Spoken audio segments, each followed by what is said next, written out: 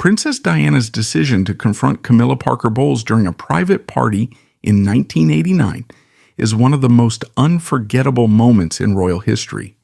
This bold and unanticipated move revealed a side of Diana rarely seen by the public, a woman pushed to her limits, willing to challenge royal protocols and address the heartbreak she had endured in silence for years. What drove Diana to crash the exclusive birthday celebration uninvited?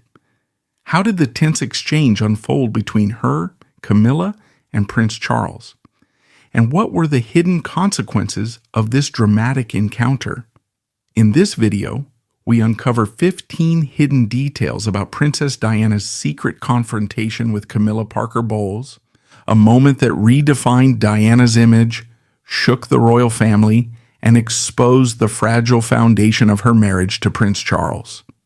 Join us as we delve into the truth behind this explosive event and explore its lasting impact on the British monarchy.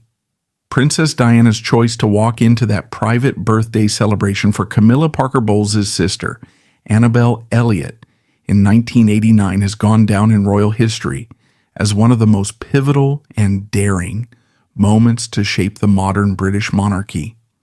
The entire story might sound like the plot of a dramatic film. A princess shows up uninvited to a gathering of friends and family that was never meant to include her, then proceeds to confront her husband's rumored mistress. Yet this truly happened. Witnesses remembered the night as electrifying and deeply tense, with onlookers left stunned by Princess Diana's willingness to flout every established protocol of polite society. The fact that Diana did this in a small private venue rather than at a large public event only heightened its explosive impact. There was nowhere to hide, no gracious exit for either party, and everyone present quickly realized that they were witnessing a royal drama far beyond the staid dinners and gentle conversation that usually defined upper-class British gatherings. It's said that the night began in a relatively casual way, with guests mingling, enjoying drinks, and chatting about everything from recent vacations to local gossip. In such circles, one might expect polite small talk about country houses or comparisons of overseas trips, not a confrontation worthy of front-page headlines. And yet, not long into the evening, Princess Diana swept in. She had been excluded from the invitation list, which spoke volumes about where she stood in Charles's social sphere at that point. However, it was becoming clear that she was no longer willing to remain sidelined or accept polite half-truths. By this time, rumors were swirling that Camilla had been Charles's confidant, and possibly more for many years, and Diana could feel an unrelenting sense of being overshadowed. The tension came to a head in that room, with Camilla, Charles, and another man standing close, engaged in casual banter, until Diana's entrance changed the entire ambiance. To understand the full impact of that moment, consider that the princess's presence had never been anticipated by any of the attendees. The sudden hush that fell was immediate. Those who recognized Diana realized with shock that she was not on any guest list. Others simply sensed that a momentous shift had taken place. Within seconds, any illusions of a simple birthday gathering were replaced by the awareness that a royal crisis was about to unfold right before their eyes. Diana's uninvited arrival was, in a sense, a dramatic statement. She was not going to abide by unspoken rules that marginalized her any longer. She had reached a point where protecting appearances no longer seemed beneficial or even tolerable. This brazen step became the night's first major revelation. It laid bare her emotional state, showing that she was tired of rumors and restless with the knowledge that Camilla appeared frequently in Charles's world, not just as a friend, but, by Diana's account, as a deeply involved figure who threatened the sanctity of her marriage. Anyone who studies the saga of Diana, Charles, and Camilla knows that Camilla was by no means a new presence in Charles's life. Their acquaintance stretched back before Charles had asked for Diana's hand. By 1989, the suspicion that Charles's affections lay elsewhere had pushed Diana's emotional tension to the breaking point. Still, it took an event like Annabelle Elliott's birthday to spur Diana into a publicly visible showdown that she later described as terrifying. In public context, Diana was known for her grace, kindness, and sometimes shy exterior, but she realized that discreet hints and quiet pleas were getting her nowhere. The sense of frustration she felt became plain to see in her determined walk across the party floor. She recognized Camilla in conversation with Charles and another man, and she cut right in. In British high society, interrupting a conversation unannounced is itself a breach of etiquette, but confronting your spouse's rumored mistress in full view of startled guests was practically inconceivable. Many recall that Diana, outwardly composed, managed to mask an internal storm of anxiety and fear. In later reflections, she admitted that she had been frightened of Camilla, who was older, more confident in that particular social circle, and firmly anchored in Charles's life for years. Yet Diana reached deep into her reserves of courage, concluding that she had already lost too much of her self-esteem and happiness to remain silent any longer. Often, in extremely stressful moments, we discover we have a strength we never knew existed. That night, Diana exemplified this phenomenon. She demanded answers about Camilla's relationship with Charles, stating outright that she knew what was going on. Her directness was shocking, partly because it cut through the aristocratic norm of indirect references, polite euphemisms, and hints. Instead, she named the situation plainly. Guests who overheard the exchange felt frozen in place, uncertain whether to drift away and pretend they had heard nothing or remain pinned by the drama of the moment. Camilla's response was to feign confusion, a tactic that might have worked in an environment where direct accusations were never spoken aloud. But Diana was in no mood to back down. When Camilla expressed seeming bewilderment, Diana's frustration only grew. This clash underscored the difference in their personalities and backgrounds. Camilla knew how to navigate these older aristocratic codes of polite evasion, while Diana represented a rising generation of royals willing to break unspoken rules for the sake of truth. By refusing to let the subject die, Diana escalated the exchange until Camilla finally made a remark, alleging that Diana, with her global fame and countless admirers, should be satisfied. That implied Diana was being unreasonable for expecting fidelity from Charles.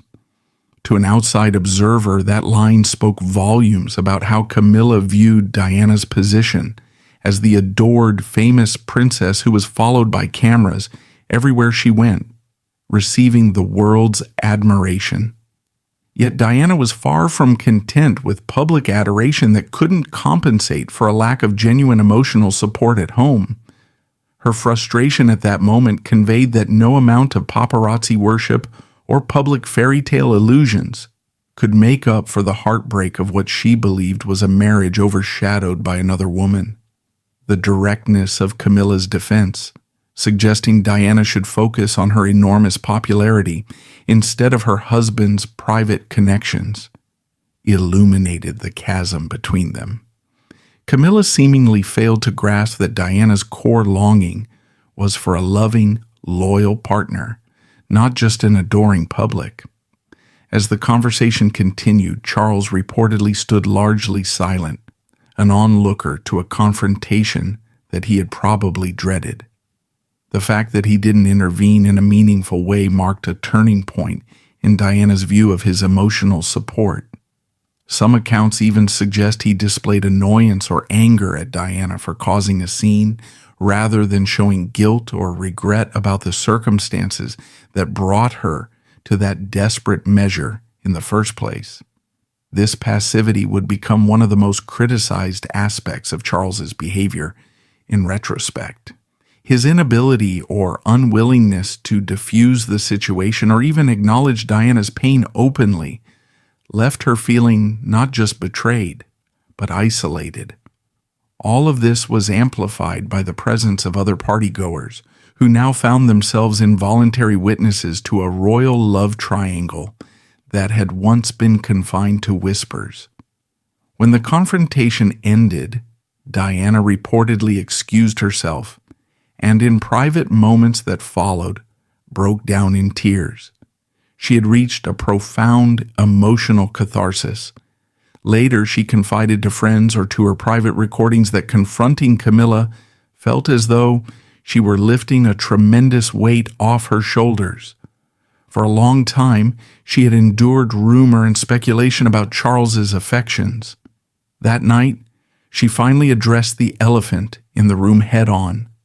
But with that relief came sorrow and a sense of finality. She now knew that her marriage could never return to the carefully maintained pretense of harmony. Her tears signaled both release and the grim awareness that she had crossed a threshold. In the short term, the monarchy tried to keep details of this confrontation buried.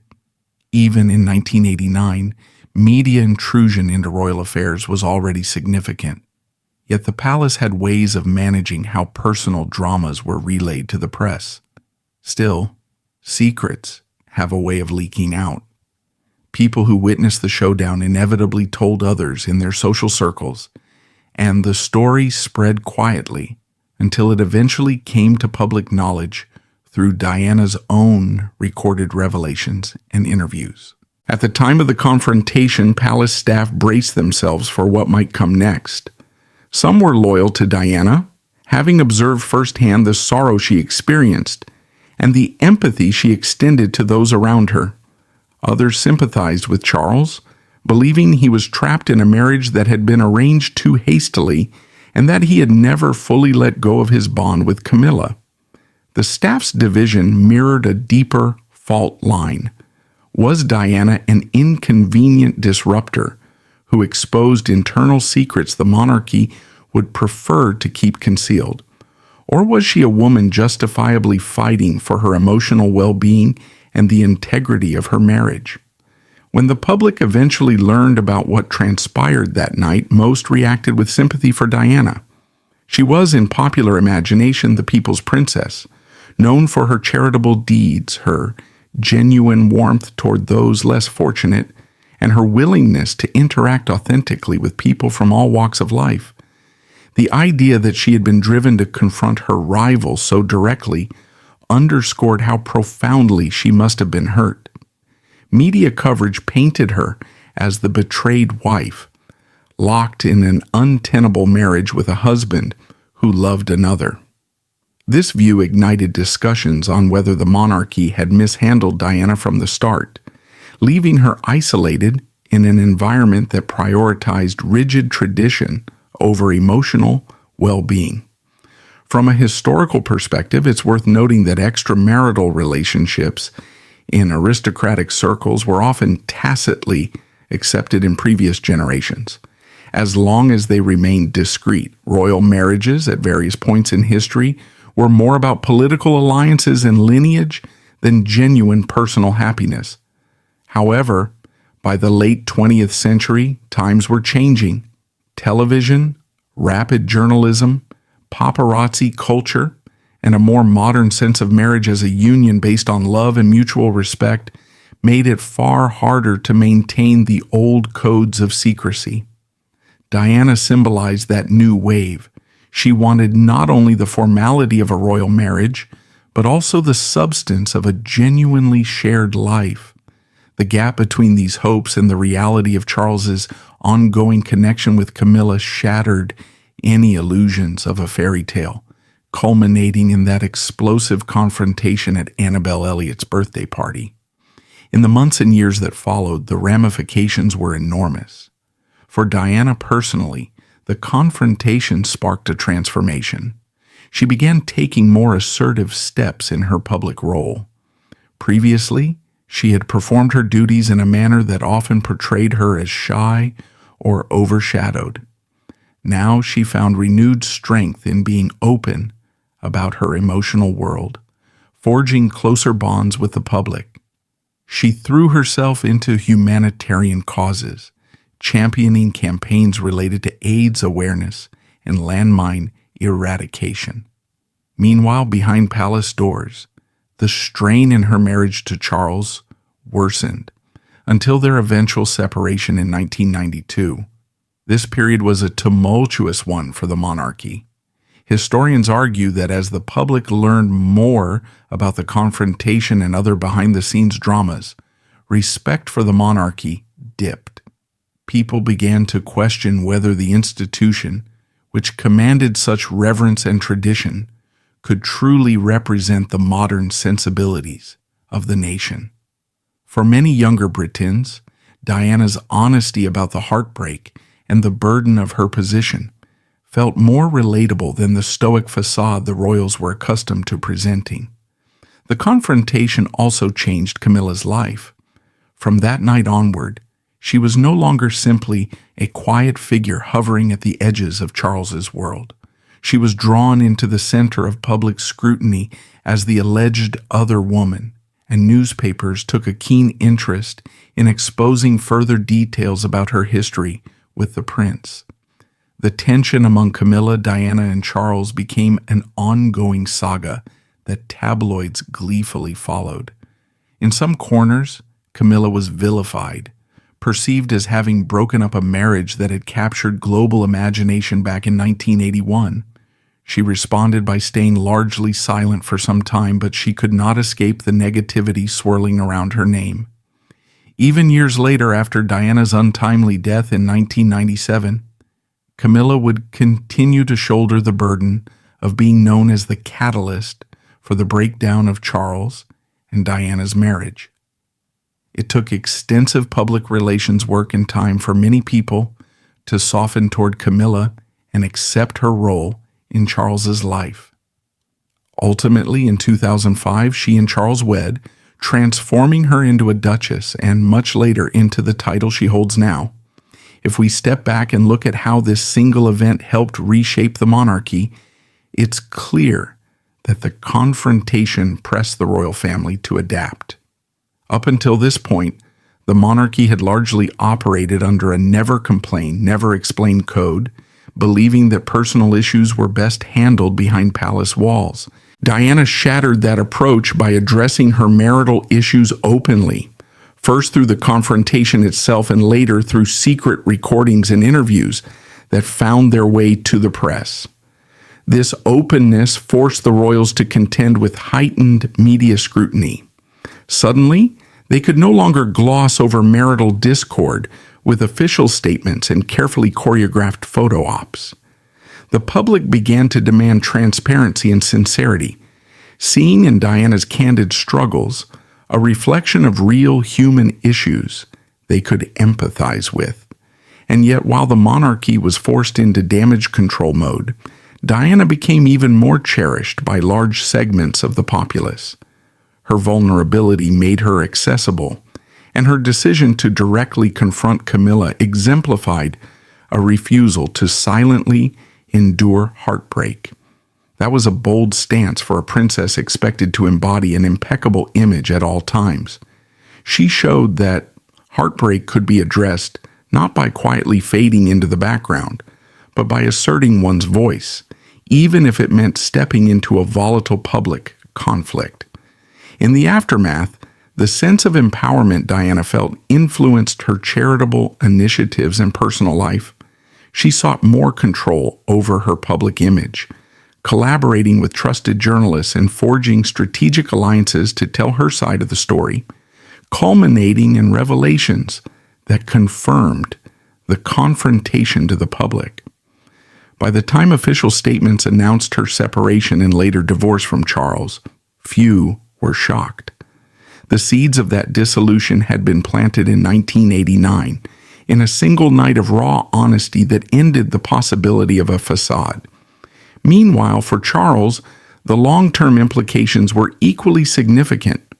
Observers wondered how a man who would one day be king could stand by during such a heated exchange without resolving the tension. His silence or perceived inaction that night cast shadows over his ability to empathize with Diana's distress. While some recognized that Charles was torn between his obligations and his feelings for Camilla, others saw it as a sign that he had tacitly supported Camilla at Diana's expense. In the public eye, this contributed to a narrative that Charles had neglected Diana's emotional needs, fueling the tabloid frenzy around his personal life and leadership qualities. For years, he worked both quietly and more openly to rehabilitate his image, focusing on philanthropic and environmental causes.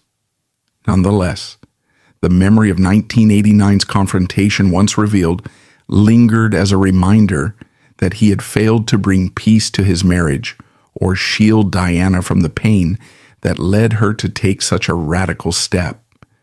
Beyond Charles, Diana, and Camilla, royal household staff were also profoundly affected. Those who had served the Prince and Princess of Wales found themselves navigating an increasingly hostile environment. Factions formed, some staff members aligned with Diana, sympathizing with her plight. Others stayed loyal to Charles, believing that Diana's actions, particularly confronting Camilla in public, had jeopardized the dignity of the crown.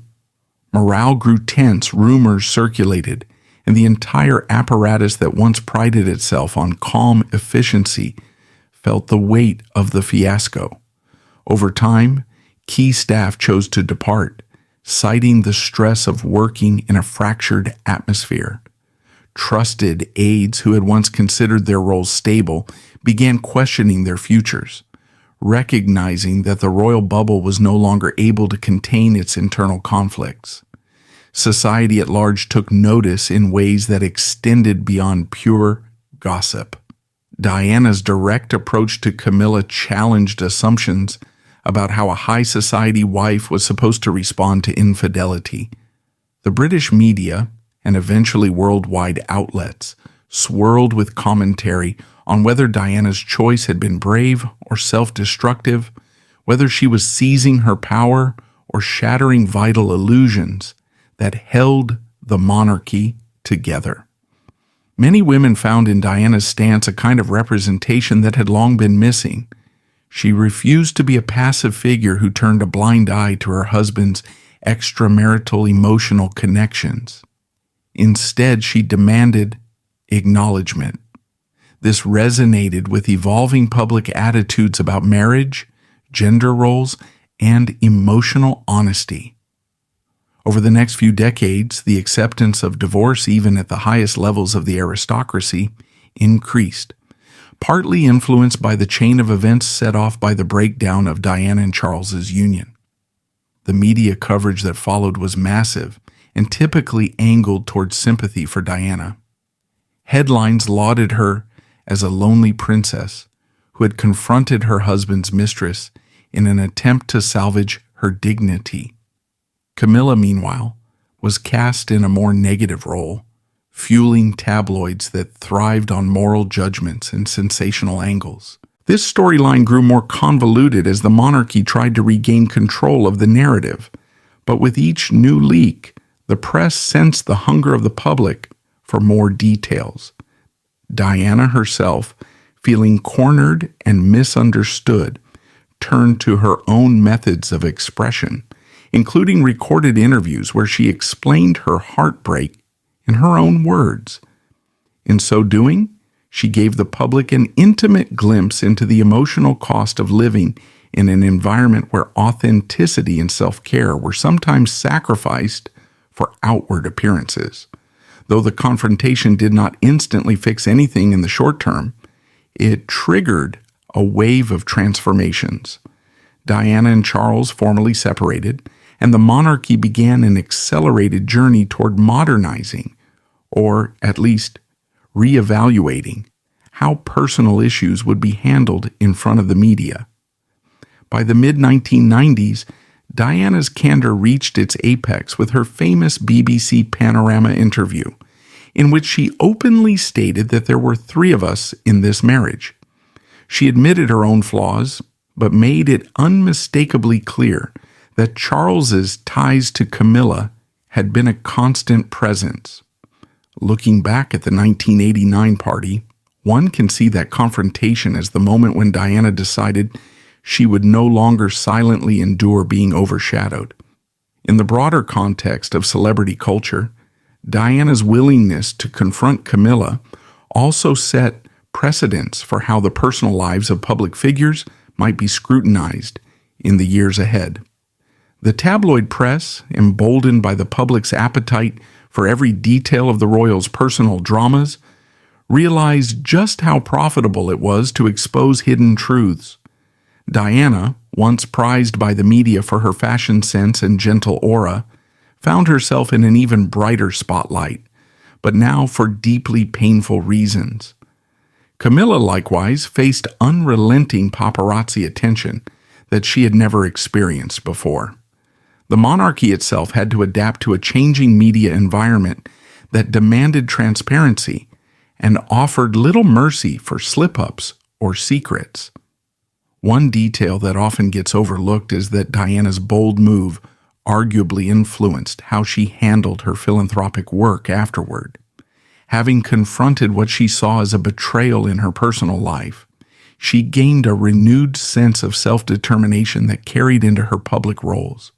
She engaged more directly and passionately with the causes she championed, whether hugging AIDS patients at a time when prejudice and misinformation were rampant, or walking through minefields to raise awareness for the international campaign to ban landmines. In each instance, the courage and personal authenticity that had fueled her confrontation at the birthday party manifested in how she interacted with the public. The princess who had once been called Shy Di was evolving into a confident, vocal figure who used her platform to highlight social issues, making an impact that extended far beyond palace corridors. The confrontation's cultural and social ripple effects went beyond the monarchy. People worldwide began examining the role of women in marriages deemed traditional, especially in public or high society contexts. Diana's confrontation symbolized a clash between time-honored decorum and a new insistence on emotional well-being. The fact that she took this action publicly in front of guests who might have feigned ignorance of an affair indicated that she was determined to tear away the illusions that so often protected privileged circles. And though it would be simplistic to claim Diana's confrontation single-handedly changed global attitudes, it certainly contributed to a broader conversation about marital expectations, divorce, and the right to openly address personal grievances. In the years following the confrontation, the monarchy struggled to mitigate the negative publicity, but ironically, public sentiment often sided with Diana, seeing her as a woman who had been caged by tradition, seeking freedom and authenticity. By unveiling so many hidden truths, Diana forced a reckoning within the royal family. The institution realized that the old-fashioned approach, sweeping problems under the rug, might no longer be tenable in an era of instant global communication. Each attempt to bury the story seemed to lead to more curiosity, more leaks, and more speculation. For Charles and Camilla, the confrontation may have accelerated their path toward eventually acknowledging their relationship openly, though the process took years. After Diana's tragic death in 1997, Charles and Camilla slowly began making more public appearances together, culminating in their marriage in 2005. The monarchy's acceptance of Camilla in a more formal role indicated a shift from the era when such a union would have been unthinkable. And yet echoes of that night in 1989 persisted. Many loyal to Diana never completely forgave Camilla for her role in the heartbreak, and the memory of how the confrontation played out lingered in the public psyche. The role of secret recordings also cannot be underestimated. Over time, The public learned that Diana had recorded aspects of her life, providing raw insight into her mental anguish and the pressures she faced. When these recordings surfaced, the world discovered references to the confrontation, her fear, her sense of betrayal, and how all of it intensified her desire to speak out. This not only magnified the event's significance, but also revealed just how precarious Diana's emotional position had been. The monarchy's critics argued that more support should have been given to her well in advance of such an emotional rupture, while supporters of the monarchy suggested that Diana's methods, such as going public, were themselves destructive to the stability of the crown. Whichever perspective one takes, it's undeniable that the confrontation's unveiling added complexity to how Diana and Charles's marriage was viewed globally. When an account of the confrontation finally did reach the public's ears, it had a deeply humanizing effect on Diana's situation. Prior to the revelations, many had clung to the fairy tale narrative of the royal wedding back in 1981, or the carefully curated public images. Now they saw Diana as a young mother and wife, pushed to extremes by suspicion and heartbreak. This shift in perception contributed to increased sympathy for her, while Charles and Camilla bore the brunt of public frustration. The confrontation effectively shattered the last illusions that the Prince and Princess of Wales were living in wedded bliss. And because the monarchy relies so much on public goodwill, the fallout was enormous. In addition to these personal and media dimensions, the confrontation spurred debates on the monarchy's future. Would an institution so steeped in tradition be able to adapt to a world where personal authenticity was increasingly prized, and where the press was relentless in uncovering private details? The 1990s saw the monarchy grappling with a series of crises, from multiple divorces to tragic events such as the fire at Windsor Castle, culminating in the public outpouring of grief and anger after Diana's death. Observers often point to the 1989 confrontation as an early sign that the monarchy was heading for a collision course with modern public expectations.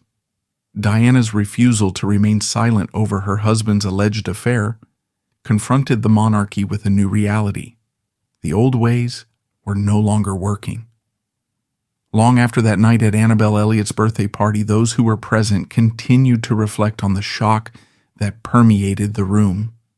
Some described the moment as surreal, a hush, a tension, and an unmistakable sense that the dynamic among Diana, Charles, and Camilla had been irrevocably altered. Years later, the monarchy's official statements about Charles's relationship with Camilla would be delivered in more measured tones, suggesting that everything had come about after the marriage had broken down irretrievably. But for many, the confrontation in 1989 was the proof that the breakdown had begun well before any official admission. It epitomized the heartbreak simmering beneath royal formality. With hindsight, one might wonder how things could have turned out differently if more open communication, counseling, or mutual agreement had taken place behind the scenes. Could Charles have resolved his feelings for Camilla before marrying Diana? Could the palace have structured more support for a young princess who found herself overshadowed by a pre-existing emotional bond between her husband and another woman? The confrontation suggests that by 1989, it was already too late for discreet solutions. Diana felt marginalized and disempowered, driving her to use the one avenue she had left: direct, public confrontation. Her tears afterward reflected not only her anguish, but a sense that the illusions holding her marriage together were finally, definitively gone. Though the confrontation is often characterized as a moment of scandal, it can also be viewed as a moment of personal courage. Diana dared to do what many in her situation would shy away from, especially under the pressure of aristocratic etiquette and the shadow of the throne. Her willingness to name the issue outright might have alienated her from certain courtiers, but it endeared her further to a public tired of the monarchy's hidden dramas.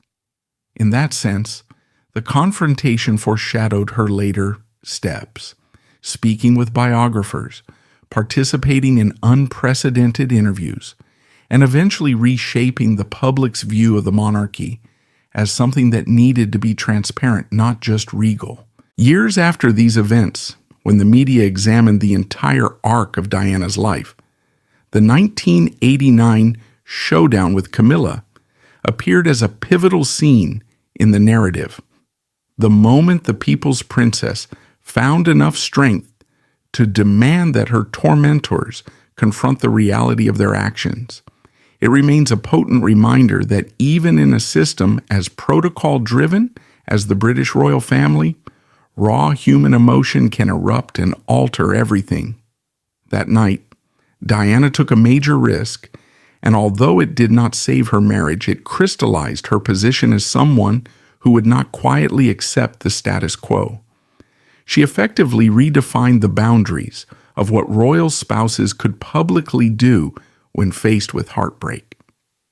In the broader tapestry of the royal family's history, that confrontation continues to capture attention because it highlights how one woman's act of defiance reverberated through an institution centuries old. The monarchy has always depended on public respect, but Diana revealed that respect cannot be maintained if personal anguish is ignored or trivialized. Over 3 decades later, many still discuss that evening as if it happened yesterday, dissecting each detail to glean insights into the personal dynamics of these iconic figures.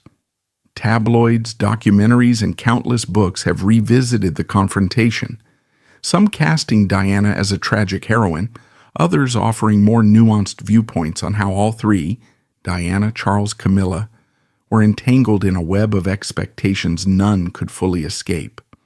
Even in modern times, with Charles now king and Camilla formally acknowledged as his queen consort, the echoes of that dramatic night linger.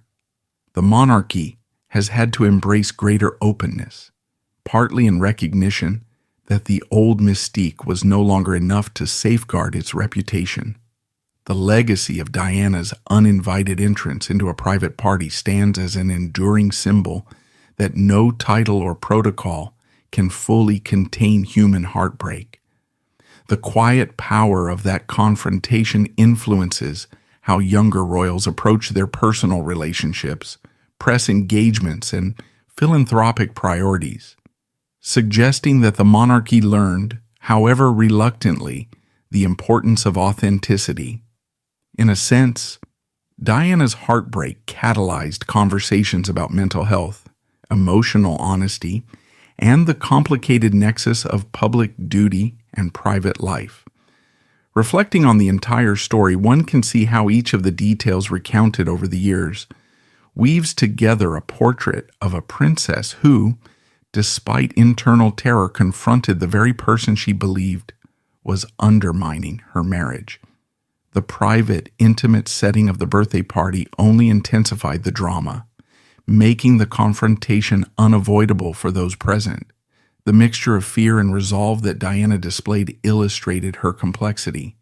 The outward composure of a seasoned royal performer masking a soul in turmoil.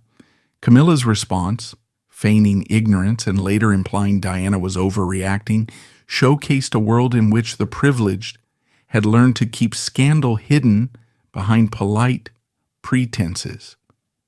Charles's lack of decisive action underscored his position in an impossible triangle, yet also cast doubts on his willingness to be forthright with the wife he'd pledged to honor. The staff and onlookers, drawn from the highest echelons of British society, witnessed not just a personal spat but the unraveling of illusions that had long propped up the royal image. Over time, as this confrontation eventually reached public awareness, it upended how people around the world perceived the monarchy. The supposed fairy tale union of Charles and Diana, once celebrated in their extravagant 1981 wedding, was revealed to be founded on shaky ground, plagued by ongoing rumors of infidelity and overshadowed by an unresolved emotional connection to Camilla. This was not merely a domestic issue, it became a cultural turning point. The monarchy discovered that the public was no longer content to grant unconditional respect unless the royals themselves demonstrated sincerity and moral accountability. The widespread sympathy that Diana garnered pressured the royal family to evolve or risk alienating a modern audience that valued candidness over ceremony. In the final analysis, the confrontation's legacy is woven into every subsequent milestone of Charles, Camilla, and Diana. The separation announced in the early 1990s, the revelations of Diana's personal struggles, the eventual divorce, and even Charles's later marriage to Camilla in 2007. 2005 cannot be fully understood without recalling that night in 1989. The monarchy would later adopt more open forms of communication, and younger royals, like William and Harry, would speak more freely about mental health and personal challenges, continuing a departure from the old norms that relegated emotional honesty to the shadows. Diana's action at that party, the simple but audacious choice to show up uninvited and voice her pain, endures as a testament to the power of confronting uncomfortable truths. And so, we come full circle to the questions her confrontation continues to evoke. Was it a necessary stand for self-respect, or did it ultimately backfire by causing an irreparable chasm in an already troubled marriage? If placed in her shoes, would anyone else have dared to do the same? Did it truly liberate her, or did it intensify the media scrutiny that would dog her until her final years? Opinions remain split. Some see it as a defining moment of empowerment, essential for her to reclaim her own dignity. Others argue it confirmed the impossibility of salvaging the marriage and thus escalated the emotional toll on all involved. But what remains indisputable is that this confrontation, seeded in heartbreak and executed with raw courage, changed the course of British royal history, reshaped public perceptions of monarchy, and solidified Diana's reputation as a figure who refused to remain silent when confronted with betrayal. In the aftermath, when Diana reflected on that night, she may have recognized both the relief and the heavy burden it placed upon her. She had stood her ground, naming the truth even while trembling inside. Over time, the monarchy's public face evolved, shaped by the wave of sympathy that Diana's vulnerability unleashed. Observers cite this progression as part of Diana's enduring legacy, a woman unafraid to challenge the norms of a centuries-old institution, compelling it toward more openness, empathy, and realism. The love triangle, once cloaked behind the palace's official veneer, was thrust into the open, initiating a chain of events that would unravel the marriage, alter public reverence for the crown, and lead years later to major reforms in how royal affairs are handled in the face of modern media demands.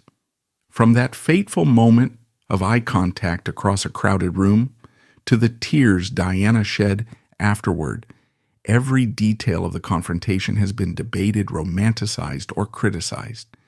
Yet the raw essence is clear. A deeply hurt princess took extraordinary measures to address the anguish corroding her life from within. Rather than remain an elegant but voiceless figurehead, she decided to speak up, even if that meant disturbing the carefully maintained illusions of a fairy tale monarchy. In doing so, she set into motion far-reaching consequences for herself, for Charles, and for Camilla. Ultimately, that night shines as a defining instance of how personal struggles can rattle an institution famed for its stoicism, revealing the human frailties beneath crowns and titles.